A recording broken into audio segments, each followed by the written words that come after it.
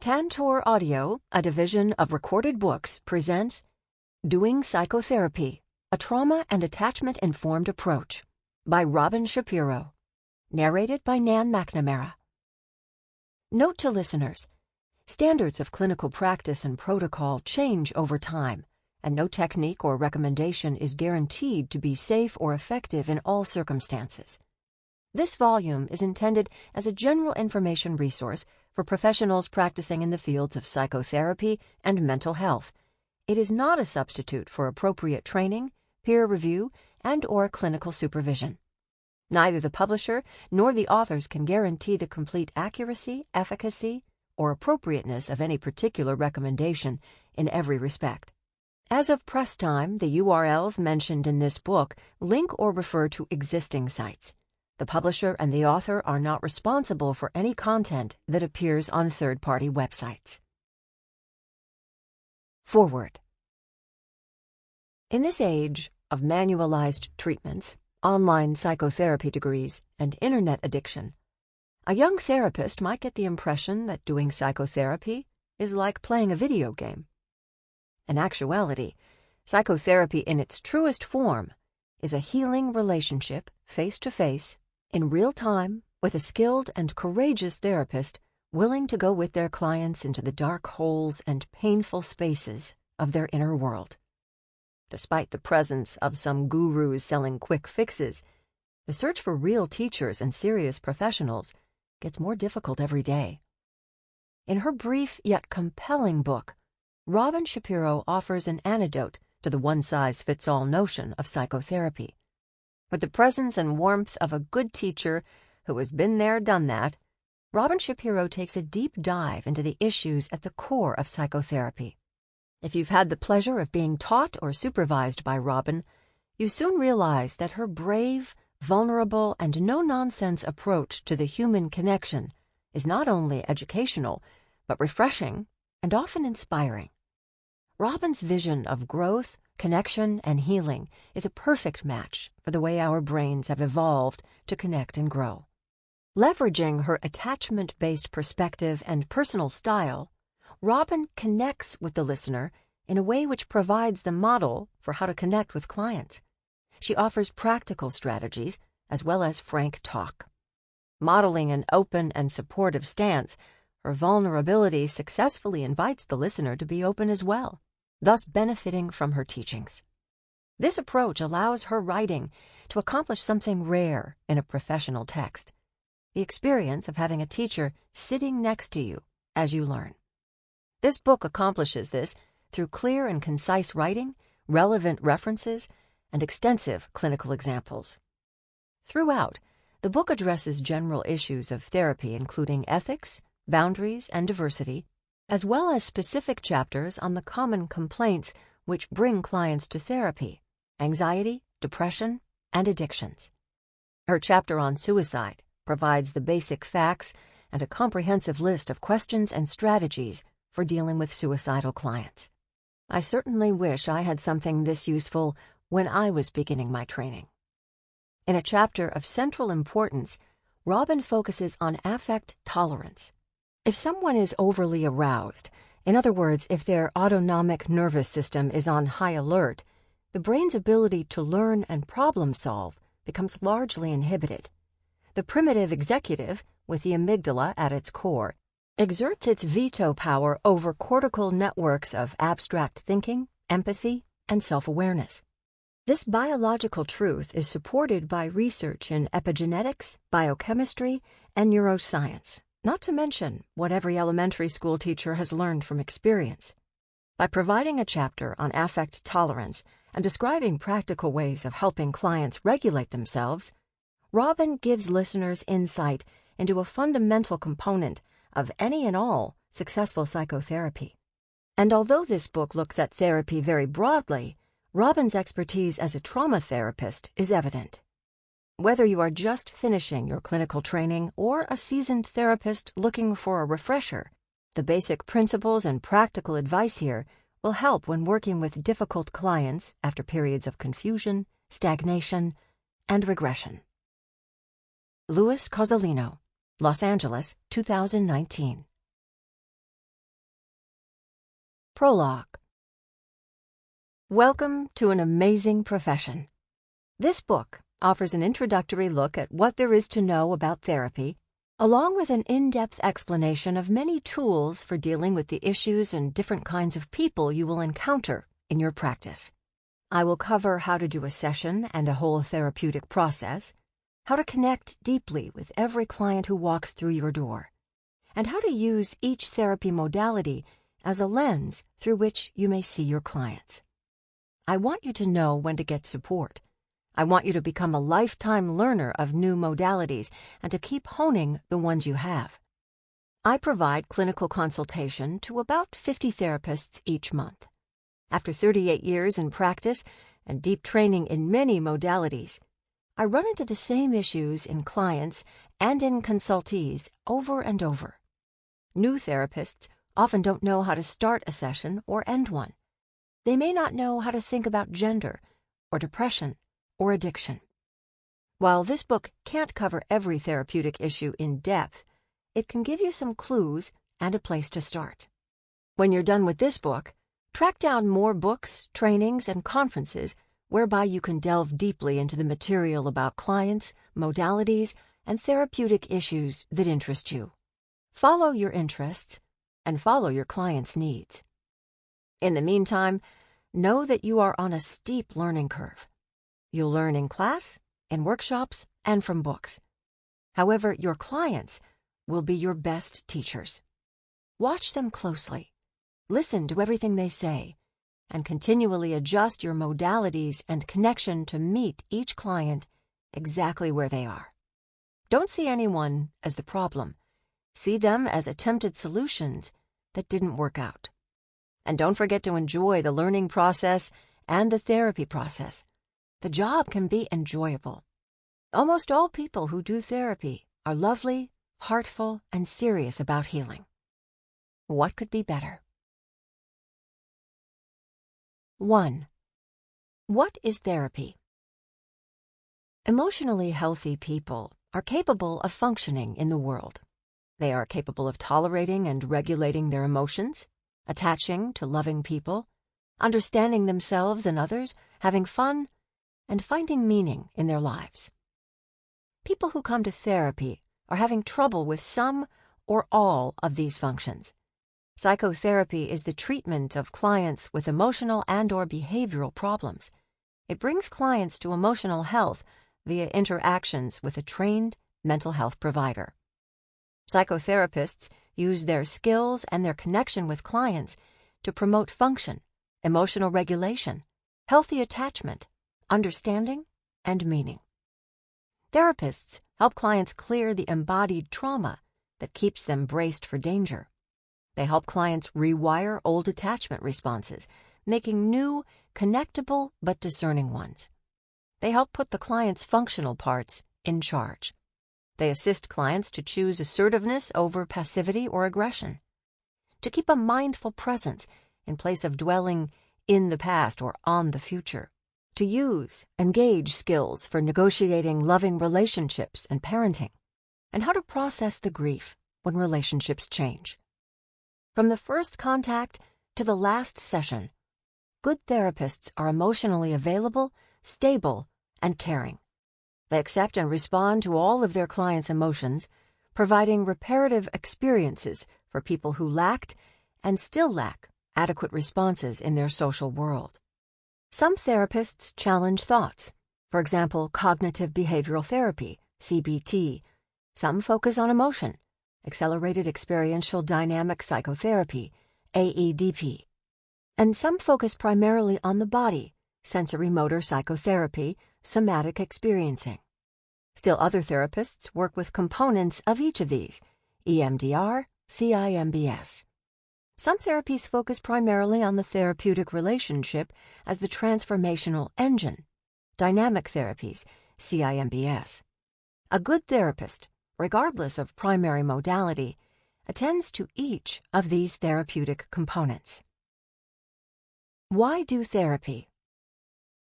As a therapist, you have the privilege of helping a variety of people heal in the context of deeply intimate relationships, sharing their grief and their triumphs.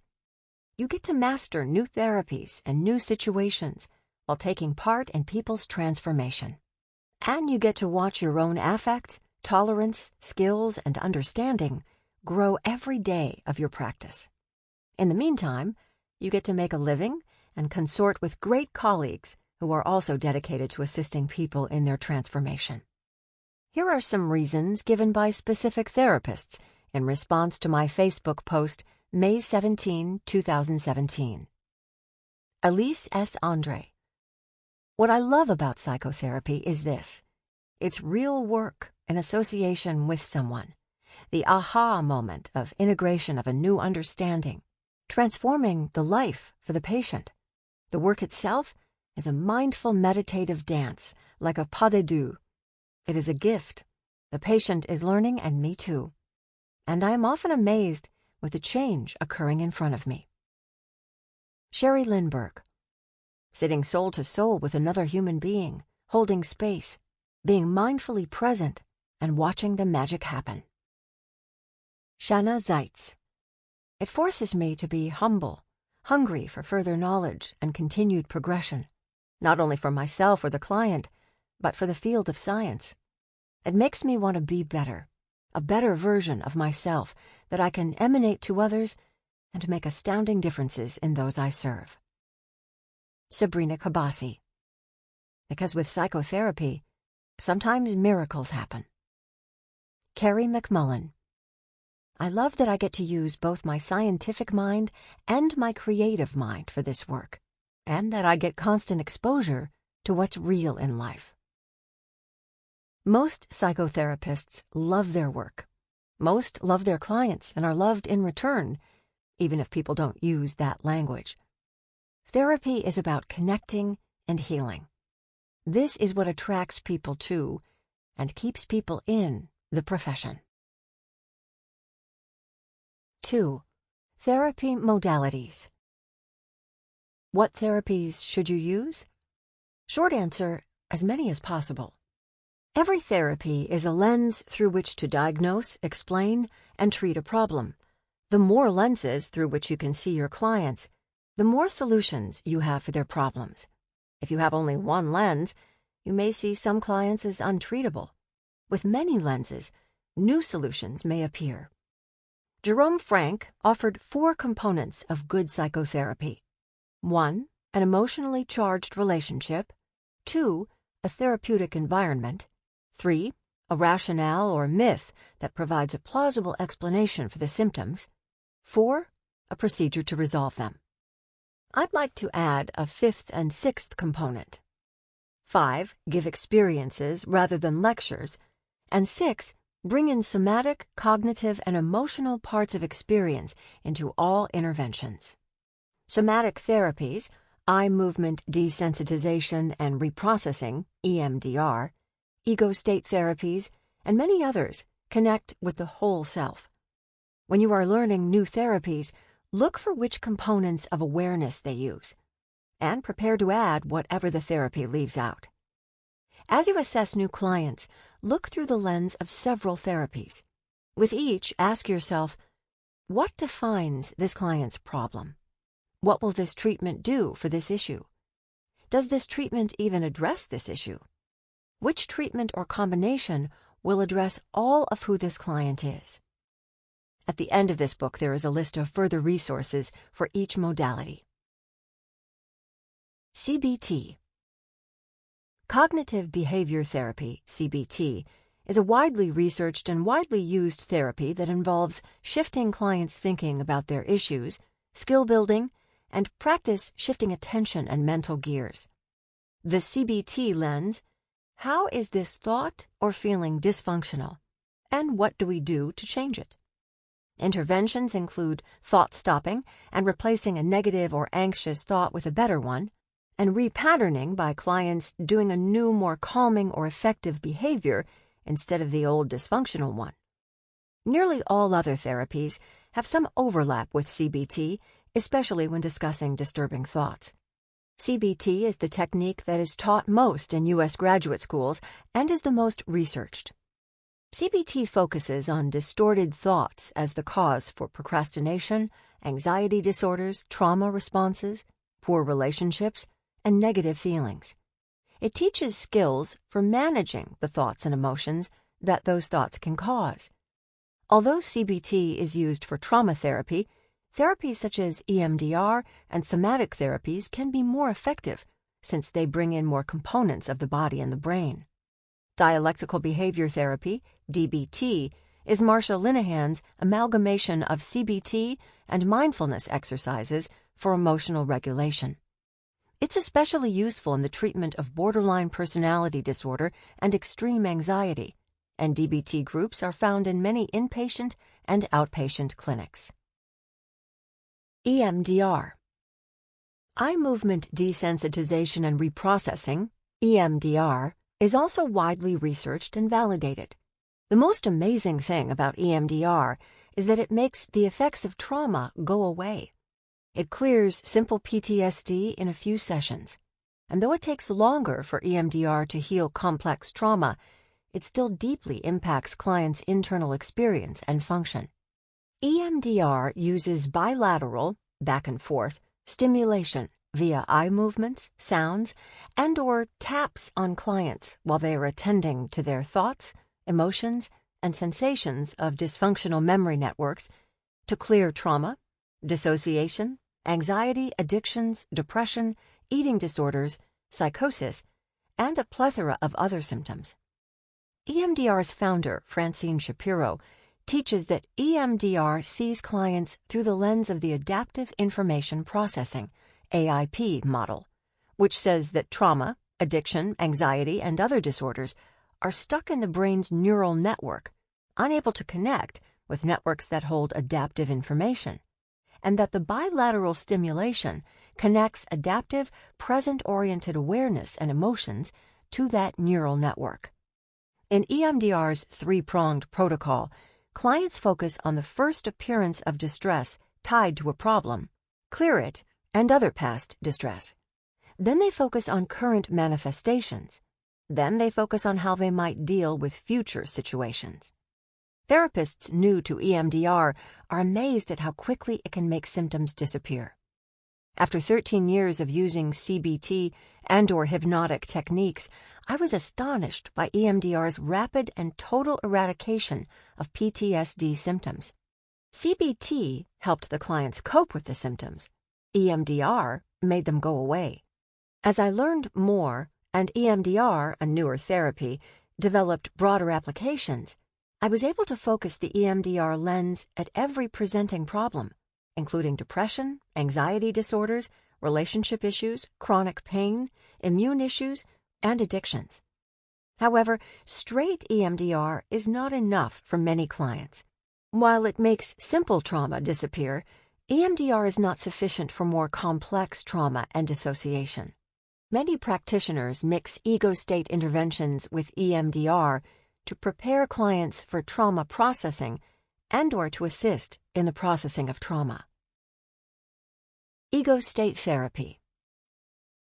For every age and learning situation, we develop neural pathways. We have them for right now, for every age, and for everything we've learned. When inappropriate old pathways arise, as they do in PTSD or in marital conflict, we need to be able to find now and call on our current, safe, strong adult part to run the show. The ego state therapy method gives clients ways to connect the right now parts of their brains with the back then parts so that clients can feel and do what's appropriate in the present moment. This therapy fosters understanding of what's happening for both the client and the therapist.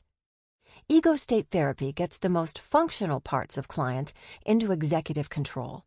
It's an excellent therapy for healing trauma, and it's mandatory in work with clients who have personality and dissociative disorders. Freudian psychoanalysis describes id, ego, and superego states. Eric Berne took this theory model further in his transactional analysis therapy with his parent, adult, and child states. These therapies were about cognitive understanding of the states. Current ego state therapies improve understanding and promote mindful interaction between states, which heals trauma sorts out dissociative states, and promotes good function. Hypnotherapy. Hypnotherapy is the ultimate giving experiences therapy. Clinical hypnosis creates state changes and often permanent symptom eradication. Hypnotic techniques pervade many other therapies. Hypnotherapists see their modality in guided imagery, ego state work, progressive relaxation, and the sing-song soothing tones used by many therapists. Some consider dissociation, including PTSD, depression, and anxiety, as forms of involuntary self-hypnosis. Hypnotherapists fight fire with fire by using voluntary inductions to transform symptoms. Using hypnosis, you can enhance rapport, relaxation, introspection, and awareness of and tolerance for sensations and emotions. You can often shift your client's symptoms first from the front burner to the back burner, and then completely out of the kitchen. Trance inductions. As you sit in your comfortable chair, listening to this book, feeling the weight of an object in your hands and the weight of your body in the chair, you may already be wondering if you are in a light trance, and wondering how you know that. Noticing how your body might tell you that you know what you know, and you can know that you already know that. You can learn that there are hundreds of trance inductions that I don't have room to teach you, and you can, when you're ready, listen to some of the many books and resources about them at the end of this book. That's one induction. Inductions are simply ways to help clients focus their attention. They can be as simple as, go inside and find the answer to that question. Or they may involve elaborate ways of showing clients that they're in a trance. Formal trance inductions include everything from you're getting sleepy to hand levitations and other structured hierarchies of deepening trance. Informal hypnosis may involve constant use of suggestive language. As you sit on the chair and your eyes close, you might be wondering how deep you can go. And as you notice gravity holding you in that chair and your breath going in and out, you might find that you are going even deeper. Confusion and distraction techniques, storytelling, metaphors, or asking a client to talk to a particular age or part of themselves. Good hypnotherapists closely follow their clients' responses, collaborating with both the conscious and unconscious minds. These skills make hypnotherapy a helpful adjunct to any therapy. Psychodynamic therapy. Contemporary psychodynamic psychotherapy strives to understand the conscious and unconscious currents that influence a person's mood, thoughts, and behavior patterns. These processes stem from attachment experiences in past and current significant relationships. Through talk and effective experience in the here and now of the therapy moment, psychodynamic therapy attempts to expand the client's understanding of those experiences to untangle the bind between the relational occurrence and their response to it, so that they can expand their repertoire of responses to the environment, past and present, and can envision a deeper, meaningful life for themselves. There are hundreds of books and trainings in the classic modes of this therapy. There are 3 newer therapy modalities. Habib Davanloo developed ISTDP, Intensive Short-Term Dynamic Psychotherapy, which is an intense affect-oriented therapy that birthed 2 other therapies. One of these is Diana Fosha's AEDP, Accelerated Experiential Dynamic Psychotherapy, which brings in attachment and more support. The other modality, CIMBS, Complex Integration of Multiple Brain Systems, was developed by Beatrice Winstanley Sheldon and Albert Sheldon. CIMBS brings in intense attachment interventions, the body, and a host of brain and emotion shifting techniques. I find CIMBS, though complicated to learn, the most powerful attachment and mood changer of any that I know. Somatic therapies. There are many kinds of movement and somatic therapies. Most share the concept that trauma dysregulates the body, causing restrictions in emotions and movement. That unfinished movements from the time of the trauma need to be experienced and possibly completed, and that attention to sensation and movement will release the trauma, bringing the client's body and brain to a new equilibrium. Most somatic and movement therapies have elements of exposure, remembering the trauma, and mindfulness, noticing present-time experience. Some involve actual movement in the here and now, often completing the held-back, repressed, or undone action from a traumatic event. Some involve attention to bodily sensations with little or no movement. From the 1960s through the early 1990s, many movement therapies taught that catharsis was the way to move through old traumas. Clients would punch pillows or the air, kick, sob, scream, and writhe on the floor. After using these therapies, many people, especially those with simple PTSD, found that they had more affect tolerance and more freedom of movement and expression, felt more relaxed and more powerful, and were no longer plagued by PTSD symptoms. Clients with deeper trauma and higher levels of dissociation often remained unhealed or were even damaged by these therapies. For instance, some clients would express their trauma while in a single dissociative state, such as a fight emotional part, without integrating their experience, thus having the same experience over and over with temporary state changes, but no long-term change of symptoms.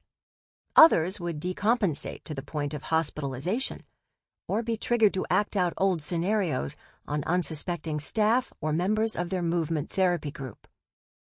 Newer somatic therapies move more slowly, tracking clients closely as they track their own process.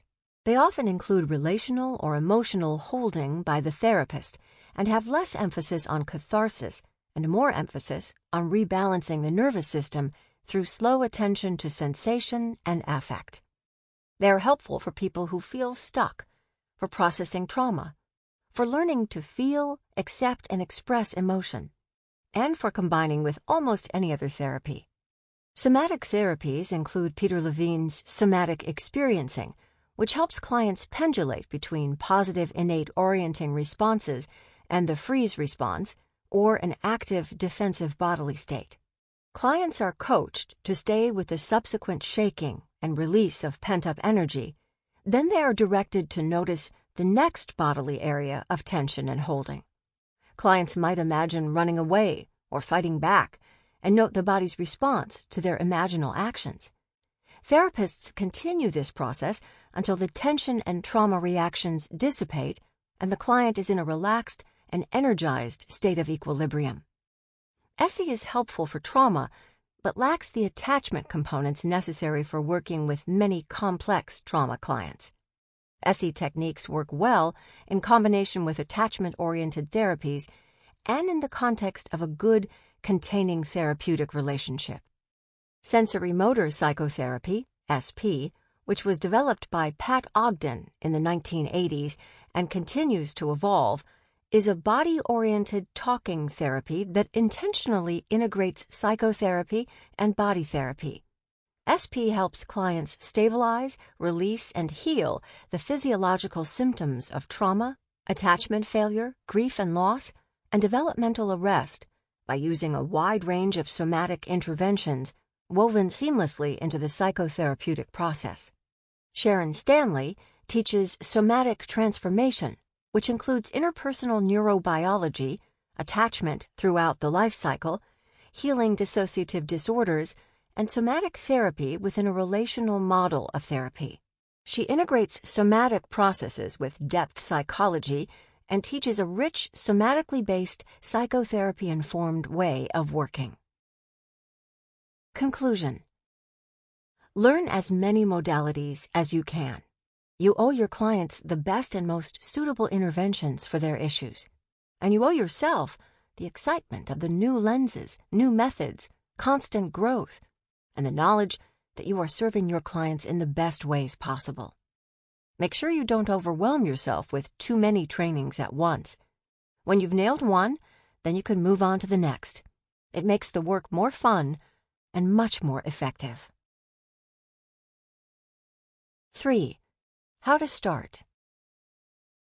You have several tasks in the first session. Begin to establish the therapeutic relationship, start your assessment, co-create a plan. Sample complete. Ready to continue?